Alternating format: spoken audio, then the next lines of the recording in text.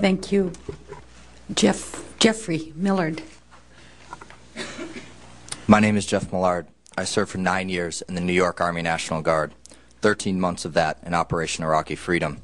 The last 9 months of my 9-year military career was spent unexcused absence, the Guard's version of AWOL.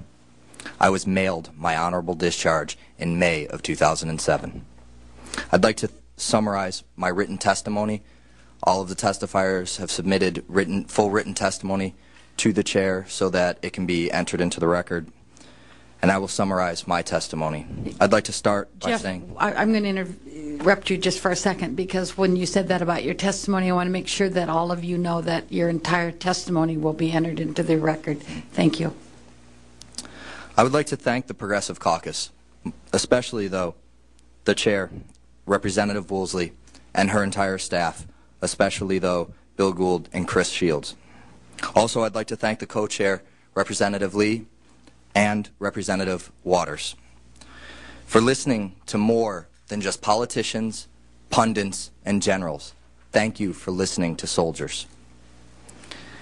At some point in the summer of 2005, I have to say I can't remember when, you see, in Iraq, a year becomes a month becomes a day, and that day seems to repeat over and over and over again through your entire tour. So it's true for me. I worked for a general. My detractors have often referred to me as a general secretary, and while as a former infantryman and former engineer that angered me at the beginning, I have to say I was a general secretary. One day, there was a briefing that was briefed for the general that there was a traffic control point shooting.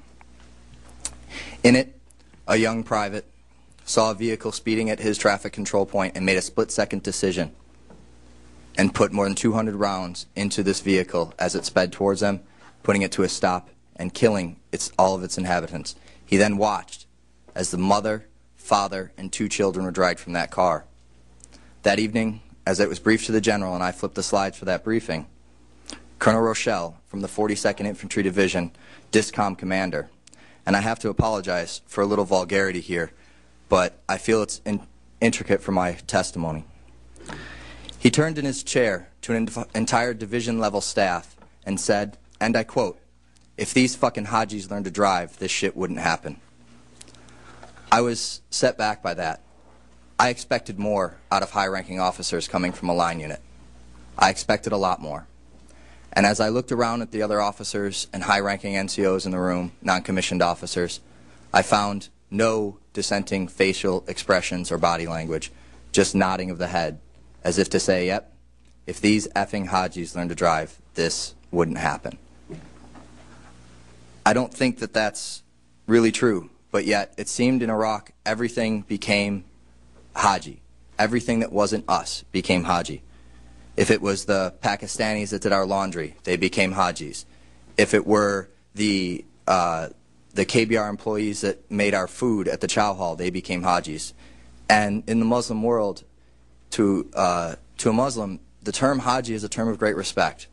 But when we use it as a term of dehumanization. It's not a term of respect. It's not meant for someone who's finished that pillar of Islam, one of the 5 pillars of Islam, to go on the Hajj. Instead, it's meant as a term of disrespect, of dehumanization, much the same as the term gook during Vietnam conflict. I would have conversations with other members of my unit and ask them why they did this. Why people would say, I'm going to the Haji shop to get a Haji DVD from these Hajis. And I'd ask about that. Why use that? Especially my roommate who happened to be from Puerto Rico. I'd ask him why, and he would say, who cares? They're just Hajis. This was a common response from members of my unit that I just couldn't understand. After so long, I stopped bringing it up. I buried my head in the sand, and I finished my last few months of my tour. I came home and joined Iraq Veterans Against the War, who I am very proud to be here with today.